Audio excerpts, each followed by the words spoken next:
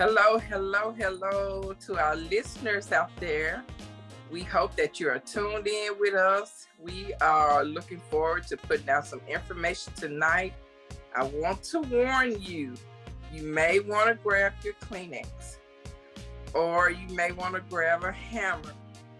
When you hear this story, I do believe that it will inject some emotion in you the way that it did me. But before I go too far, we want to welcome you to It's CPA time. Yay. And I am your host for tonight, Carolyn. I put the C there. Let's go ahead and move to the P. Come on to our lovely Miss Pam. Welcome everyone. All right, now let's ease on down the road to our AA, Miss Lovely Almedia Johnson. Hello, everybody. Thank you for welcoming us. And we are going to go ahead and jump right in with our segment. It's only one side.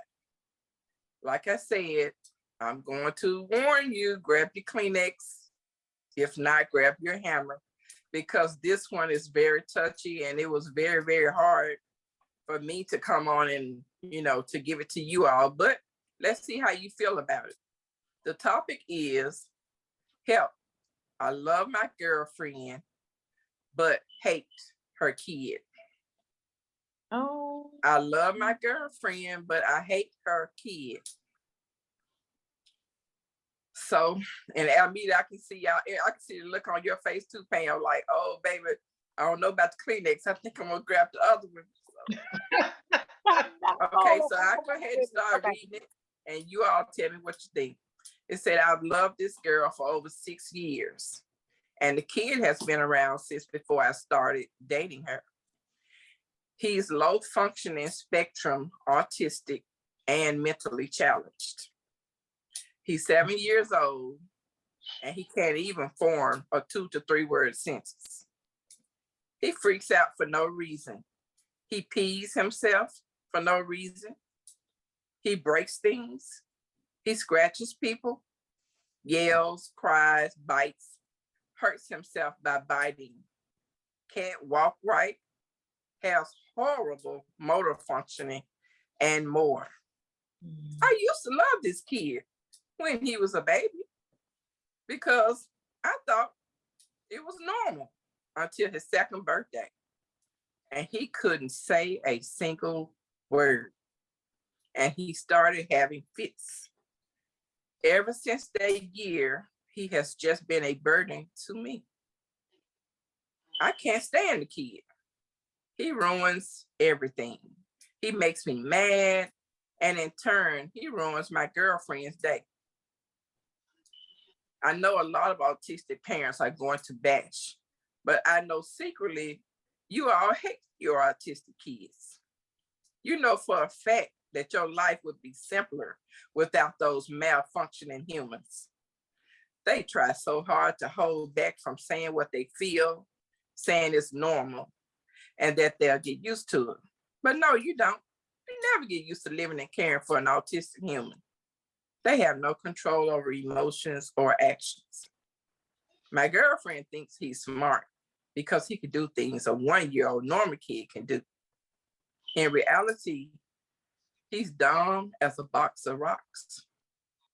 I have to shorten time at my shop, my business, my livelihood, to get him out of school because he acts up, and everyone calls this normal.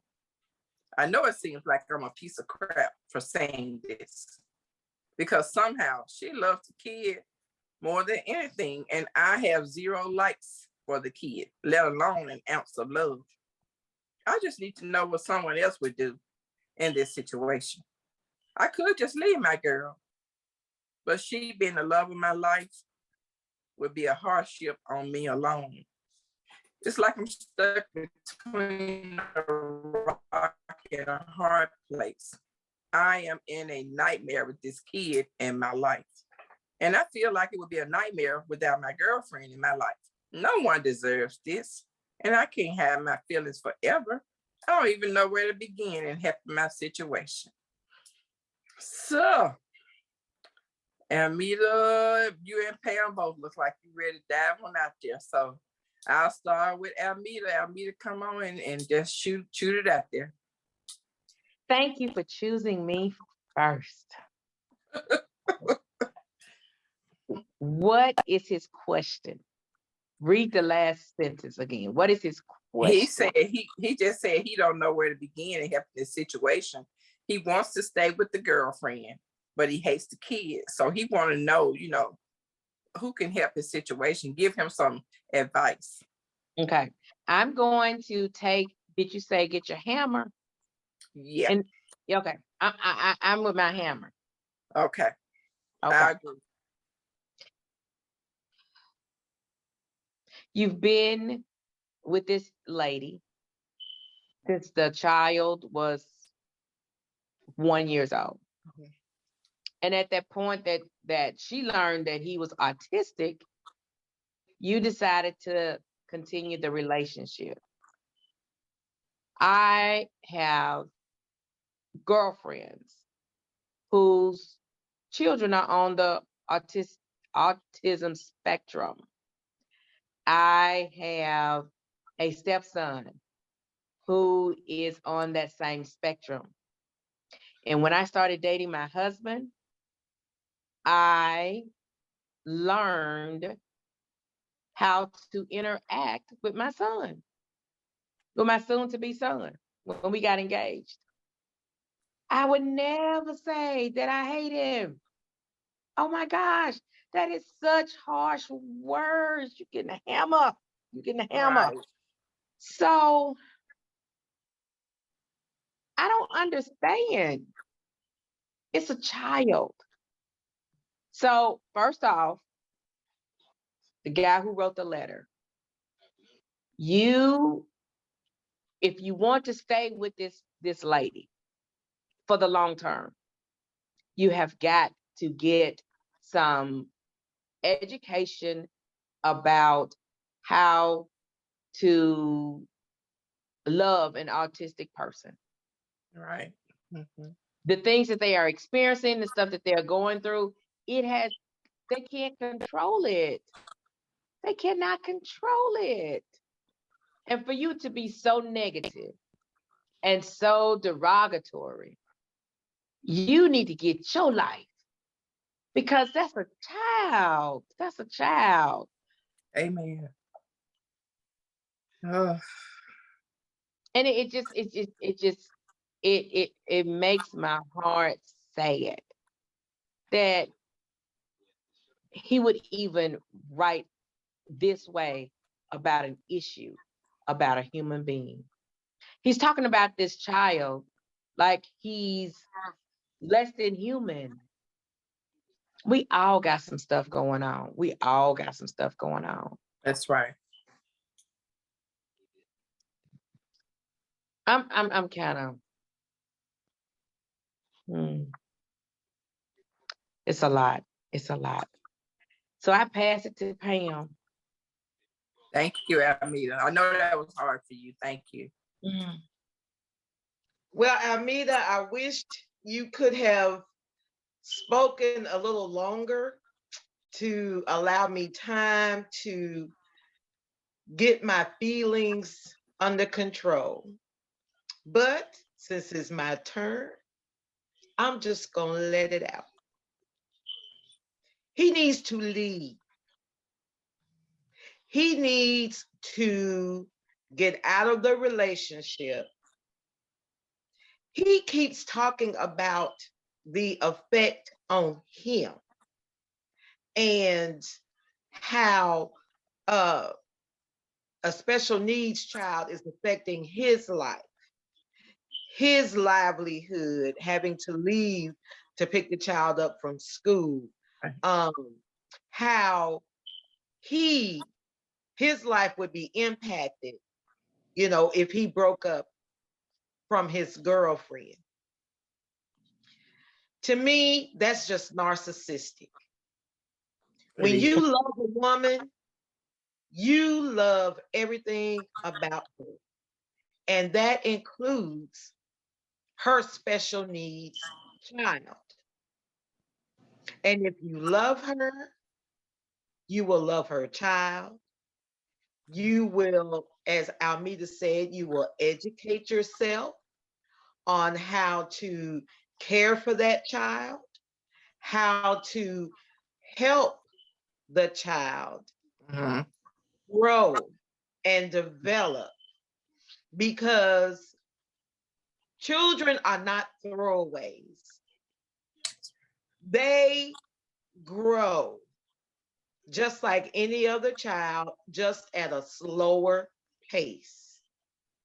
And it is up to whatever man is in this child's life to do everything he can to enhance that child's life, to help that child, especially if you love the mother. You cannot separate the two. That's I right. mean, what does he expect? Does he want her to give her child up so that it's just the two of them? What does he expect? And what answer does he expect to this question? Do you want us to say it's okay for you to leave? Yes, it is okay for you to leave. It is okay. It is okay. You are not helping anyone. You're not helping the mother, and you're certainly not helping the child. Right. So leave. Go. Get away. Save yourself. Because I myself, my son had developmental delays that we had to deal with when he was growing up. He was never officially diagnosed as autistic, but he had developmental delays. Okay. He talked late. His social development was late. And it took working together with the doctors and with his teachers in order to get him to where he is today. Right. And today, he is self-sufficient. He is expressive. He is smart. He is loving. He works. He has his own apartment. He pays his own bills. He is a member of his praise team at church. He is becoming a deacon of his church. And this is a child who did not speak in sentences until he was 6 and 7 years old. Okay. So where this lady's child is not who he will become. Amen. He will not stay in this place, but he's got to have loving, supportive people on his side in order to help him get there. And if you can't be it, get out. You are blocking this child's blessing. You are blocking his development. Right. So my advice to him, get out and leave this child open to have someone who loves and appreciates him in his life. You are not the one. And I'm hoping beyond hope that if the mother knew his true feelings, he wouldn't have to leave. She would kick him out with a hammer in the back of the head. Exactly. Thank you, Pam. Thank you for sharing that. You know, I watch your faces. I watch your emotions as you both talked about it. And I know it was hard to get through, because when our producer sent it to me, I said I wouldn't read it until the next day, but I ended up sitting on the side of the bed that night and I read it. And it sparked so many emotions, you know, with me, because I do have a granddaughter who is autistic. So Pam, I can relate to those things that you were sharing about your son. We can't look at them for the stage that they're in, and then they face enough stigma, going through life. Nobody Yeah. needs to put a label on them, because they turn out to be the smartest kids, Mhm. high achievers, Yes. well-liked kids. So, for this man to look at this child in a sense, like you say, like he's going to stay in that mode, like he's prejudged his whole life, have not even given him a chance. So I want to say to the listeners out there that if you experience something like that, get out of it. Don't stay with somebody who doesn't accept your kid, whether the kid is normal or the kid have some kind of, a disability. Trust me, they will come out of it. Right now, my granddaughter's in kindergarten, but she's reading on second grade level. How about she's teaching the other kids how to read? She can, any book you give to her, she can name every dinosaur. I don't even know all the dinosaurs, and it's just amazing to see her, do things, and how she reacts is just so ingenious. So, brother man, we want to say to you that you need to get to stepping, and we all do agree on that. You need to get to Thank you. stepping, because you don't need to be in that relationship. Don't put up with that, ladies, gentlemen, anybody. Don't put up with that. Thank you, Almedia, for sharing what you shared. It's amazing. We get on here, we share our personal stories to help you. If you're listening, we're not just on here to be on here. We're trying to make a difference. And so we thank you for tuning in. And that was only one side. We did not get to hear the mother's side or the child's side. We only heard the man's side. But that was enough, I think, for us to really, come to terms with our decision, how we felt about it. So I'm going to jump right into our topic for tonight, which is bridging the gap, parent-teacher relationships. And this was a topic that our producer helped me to come up with, because I had wanted to talk about protecting teachers. In the classroom, there's so much going on with children, challenging the teachers. In some cases, teachers do it too, but we want to talk about tonight bridging the gap between the parent and teacher. And I myself have been in education for 20 years now, and so I've seen things, I've been a part of things. Let's just say I haven't always been on the right side of it. Sometimes I've been on the wrong side of it. But tonight we want to get your thoughts, to rolling, and we're going to let the ladies speak on it and just kind of see what they have to say, what they believe about parent-teacher relationships. But before we do that, I want to jump into a question that I have for Pam. And Pam, you can, after you answer this and go on, you can jump on in and talk about our topic. And your question, Pam, is whenever a parent drops out of school or fail academically, what effect, if any, do you think it could have on their children? After you answer that, I want you to flip it and talk about whether if a parent graduates or gets a 2 to 4 year degree or a trade, what effect could it have on the child? But let's talk about the negative side. And just before Pam comes, we thought this was very important because we want all the new teachers. We want to keep y'all when you come. We don't want to keep losing teachers. We want you to know that we do care about you. We thank you for all the hard work that you do. There's nobody like you. Parents, we thank you for all the work that you do with your children. You are the child's first teacher, and we thank God for you too. And we hope that you will continue to strengthen your relationship with the teachers that teach your child. Okay, Pam, do I need to go back over your question? I'm sorry. No, I think I got it. I do believe that it does, or it can have an effect on the children's education if the parent does not finish their education. If they haven't gotten their high school diploma, or even if they haven't gone to college for the simple fact that they have not had that experience. And what our kids need is someone who can guide them through these stages of life. And also, it depends on why the parent did not complete their education.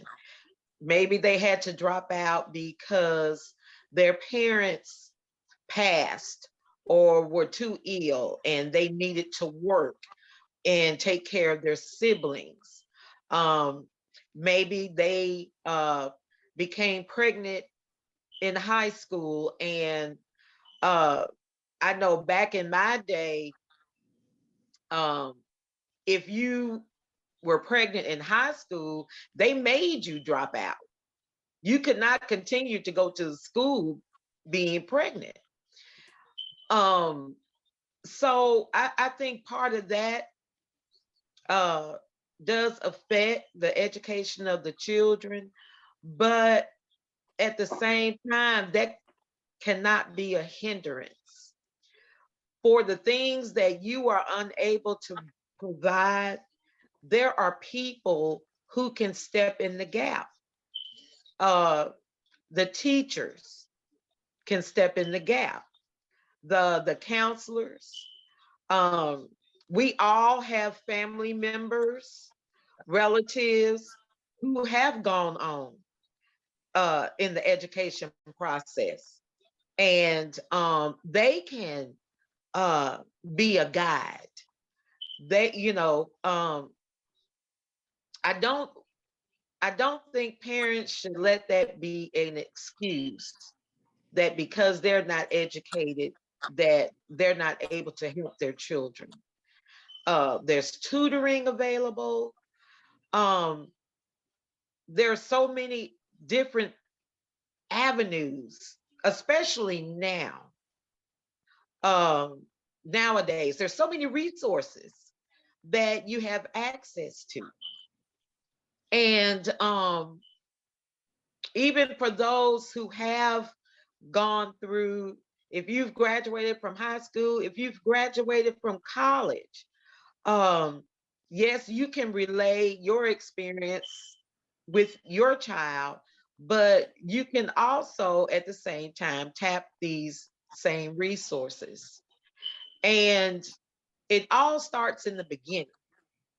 You cannot wait until a child becomes a junior or senior in high school and now you want to direct them, or now you want to work with the teacher. It Right. starts Yeah. it starts from the very beginning. When we spoke in on the question, it's only one side. I spoke about my son, and I developed a relationship with each and every teacher as he was growing. I would meet with them. We would work together. We came up with a behavioral plan. We came up with an education plan. We worked together. And when I tell you, those people at that school knew me and knew who I was, honey, they opened doors. They opened doors because they knew that I was extremely serious about my child's education. Mhm. And they were going to do what they were required to do by law. And I was going to do what I was required to do simply because I was his parent and I loved him. And I wanted the best for him. And I knew that God had more for him, even though it was hard. I was a single parent. His father was not in the picture.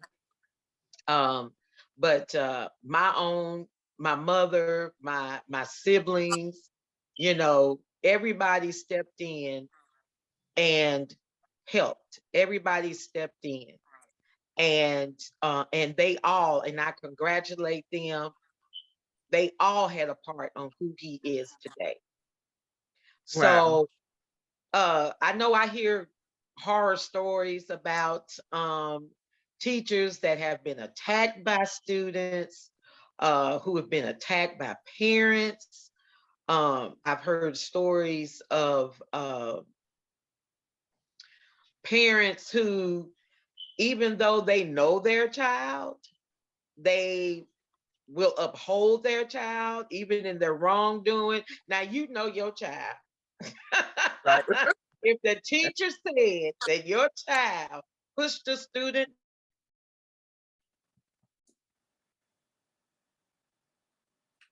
Did Pam freeze up? She did. Okay.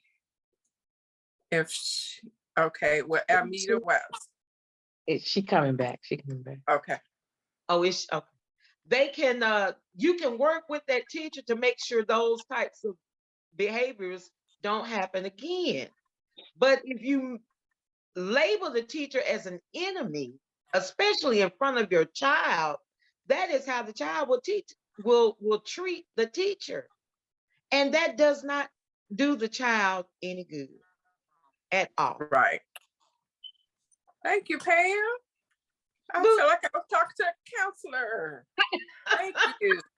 You know, you're talking nothing to moves. an experienced parent. Yeah. You know, I've been there. I've been there. And the main focus has to be the child.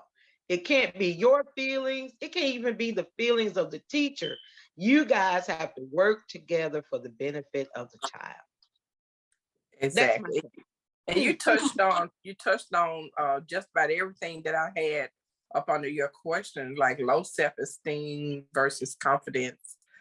Sometimes children who don't have parents to help them, they become bullies because they don't want to talk about school or learning because they may not understand the work. So therefore, the next thing they put up guards, and they start fighting or whatever. And then if that parent has, then I'm not saying everybody has to go to college because you don't. There's trade school, Correct. learning from home. Never get discouraged because you didn't go to college. Guess what? College is not for everybody.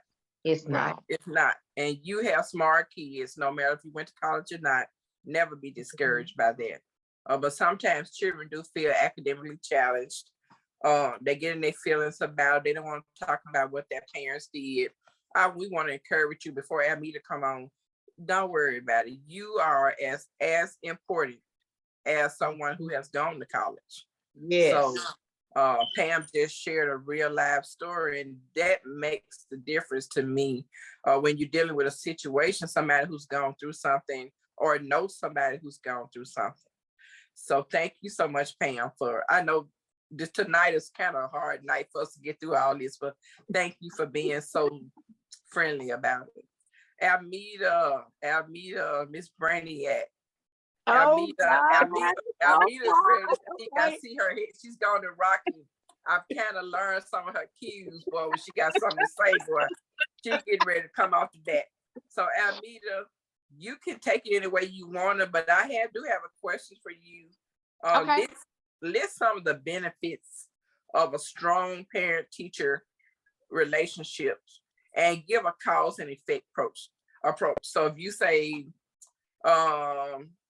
good communication, name some ways that they can have good communication, kind of go in that direction, but then also take it the way that you want to take it. Okay, now tell me the first question again. Okay, list or name some benefits that you believe is the outcome of a strong parent-teacher relationship, and give a cause and effect approach. Kind of, like I said, if you say communication, tell some ways they can communicate with each other. Whatever you did, just give a cause and effect to. Okay. All right. So I'll start my answer this way. Benefits are openness, Okay. transparency,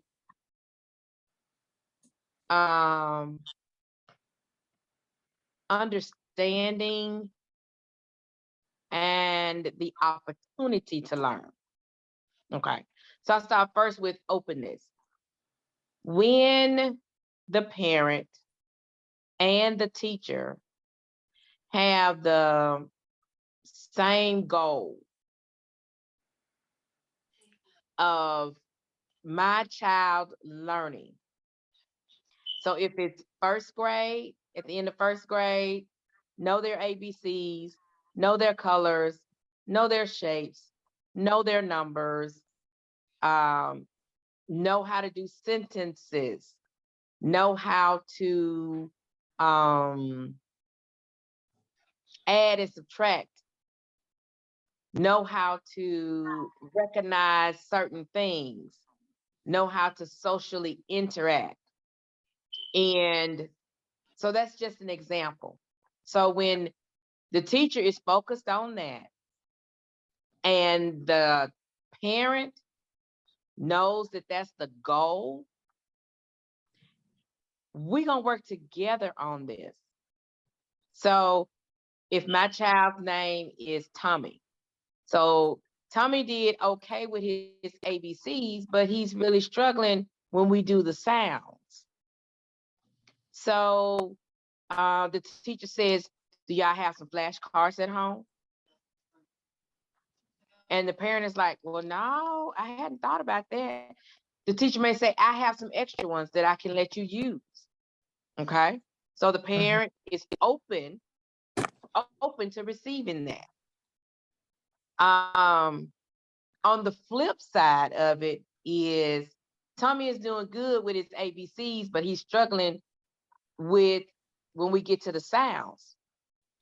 And if the parents say, well, that's what y'all supposed to do, I ain't got nothing to do with that. That's a roadblock. That's a roadblock. Or if the parent comes to the teacher, if the parent says, I know Tommy hit it at the park with them ABCs, but he just ain't getting this little part right here. And if the teacher said, well, I gave him everything that the lesson plan said for him to do, and he just needs to do it. That's a roadblock. The goal is the student, first grade through 12th grade, college, whatever, is to learn the information. And so as long as the two mediaries, which is the teacher on one side, the parent on the other, for the good of the child that's in the middle, as long as we know in May of this year, he needs to know this stuff. And whatever we need to do, and however we need to do it, works, then that's what works. So that's openness. Transparency is the teacher having the relationship with the parent enough to say, well, Tommy ain't getting his addition because he be running his mouth. The teacher is comfortable enough with the parent to say that, as opposed to the teacher not even knowing who the parent is and having to discuss that the very first time at the parent-teacher meeting. It's going to be a little awkward. Just a little bit. Just a little bit. Just a little bit. And knowing that education, learning is a process. Right. It's a process. And some get it by repetition. Some get it by seeing it. Some get it by saying it. Some get it by doing it. And so every child is different, and every subject.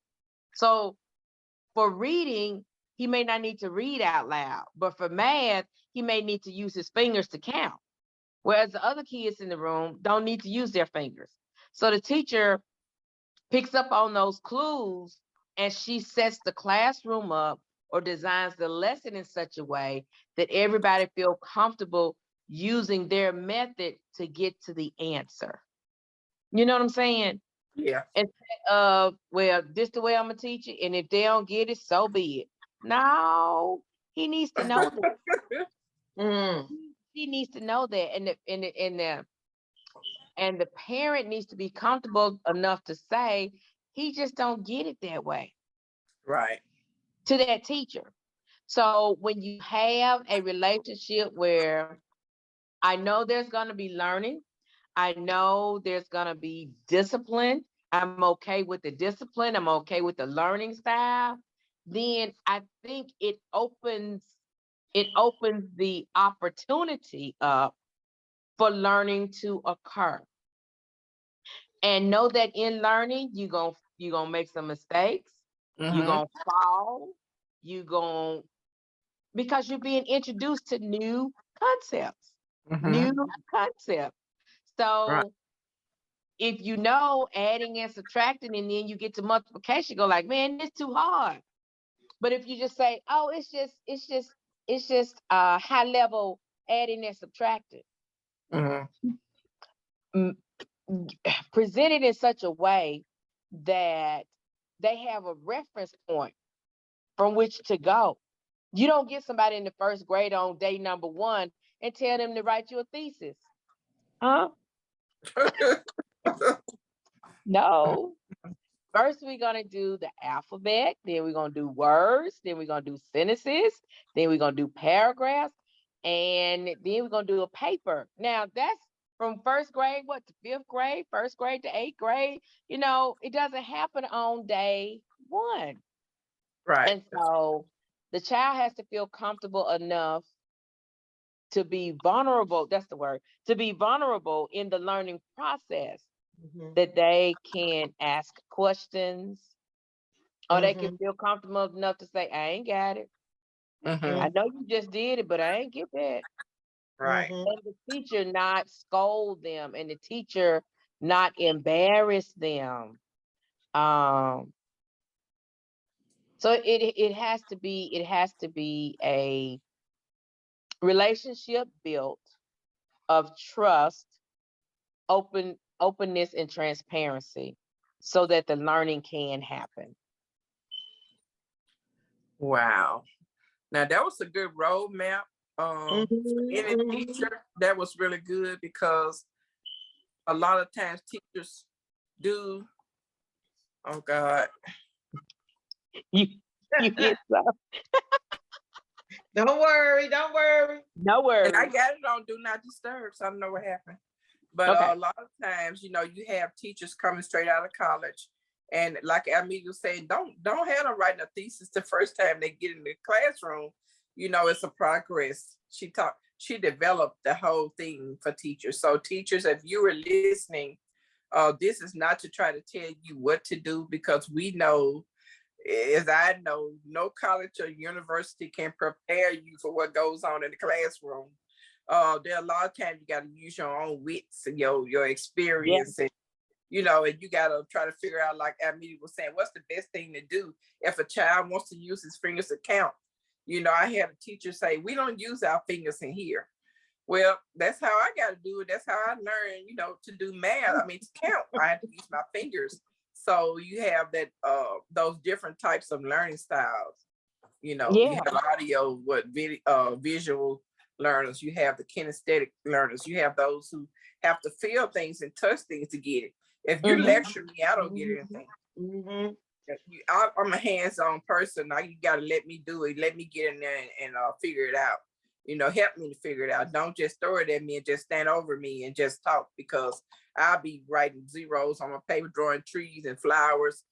And that's what I did mostly in school, because I got bored so quick, because it was lectures I just don't do well. But like she was saying, meet the child where he is. Parents, and when the teacher tells you about your child, be open. Like she said, the first thing she said was to be open.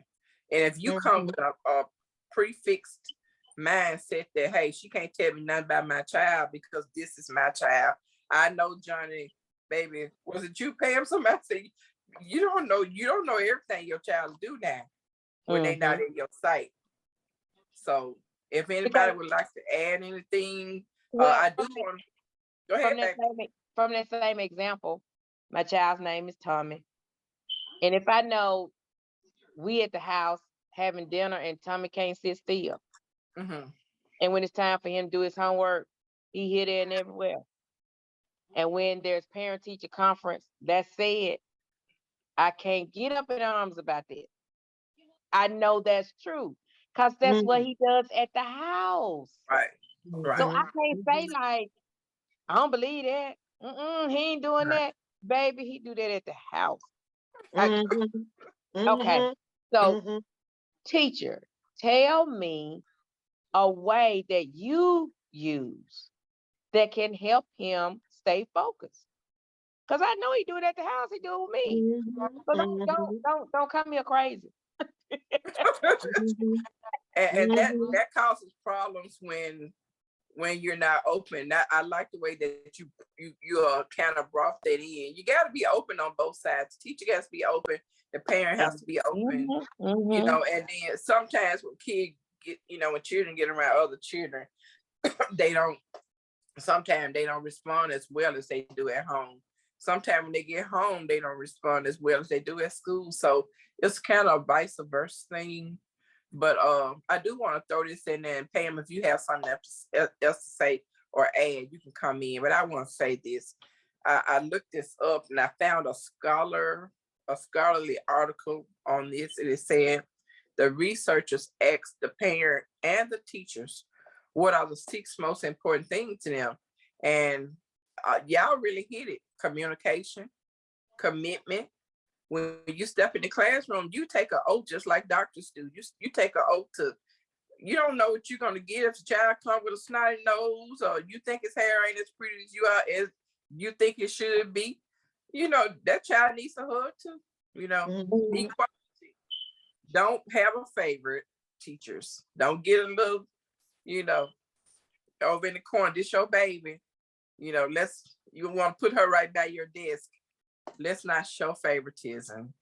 Focus on skills. I think I heard Pam or Almedia, maybe Almedia said trust. Mhm. So I gotta trust you, parent, teachers, parents gotta trust you. And respect. I heard that too. When I say y'all covered everything that all my bullet items, y'all killed them. So thank you Well, all. Y'all smart women. Go ahead, Pam. I do want to bring back what you said about low self-esteem. Um, Kids have to be open to asking for help. They're, they shouldn't be made to feel that they're behind or they're lagging from the other students. If a child needs extra help, then the teacher needs to approach that child in a way that the child is not embarrassed, Right.